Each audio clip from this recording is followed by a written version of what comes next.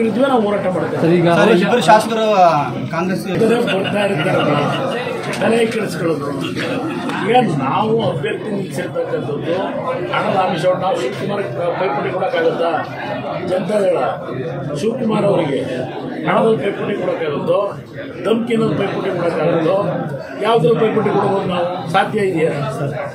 Settlement ರಾಜಕಾರಣದಲ್ಲಿ ನಾವು ಅವ್ರ ಮುಂದೆ ಪೈಪೋಟಿ ಮಾಡೋಕ್ಕಾಗುತ್ತಾ? ಸರ್ ಶಾಸಕರಿಗೆ ಅಲ್ಲ ಸರ್, ರಾಜ್ಯಸಭೆ ಎಲೆಕ್ಷನ್ ಯಾರಾದರೂ ಶಾಸಕರ ಆ ರೀತಿ ಹೇಳಿದ್ದಾರ? ನಮ್ಮಿಂದ ಬೆದರಿಕೆ ಆಗಿದೆ ಅಂತೇಳಿ ಯಾರು ಶಾಸಕರು ಹೇಳಿದ್ದಾರೆ? ಶಾಸಕರು ಡಿ ಕೆ ಶಿವಕುಮಾರ್ ಅವರು ಇವತ್ತು ನಿನ್ನೆ ದಿನ ದರ್ಶನ್ ಪುಟ್ಟಣ್ಣಿ ಅವರು ಏನು ಹೇಳಿದ್ದಾರೆ? ಮತ ಕೇಳಿದ್ದಾರೆ. ಮತ ಕೇಳೋದು ಎಲ್ಲರಿಗೂ ಹಕ್ಕಿದೆ. ಚುನಾವಣೆ ನಿಂತ್ಕೊಂಡು ಮತ ಕೇಳಿದ್ದೇನೆ ನಮಗೆ ಮತ ಕೊಡಬೇಡಿ ನೀವು ಅಂತ ಹೇಳಕ್ಕಾಗುತ್ತಾ? ಮತ ಕೇಳತ್ತಪ್ಪ. ಅದ್ರ ಜೊತೆಗೆ ಗಿಫ್ಟ್ ಹಂಚೋದನ್ನ ಕೂಡ ಈಗ ಸಾಲ ಬಿಟ್ಟಿರ್ತಕ್ಕಂಥವ್ರ ಬಗ್ಗೆ ನಾನೇನು ಚರ್ಚೆ ಮಾಡಲಿ.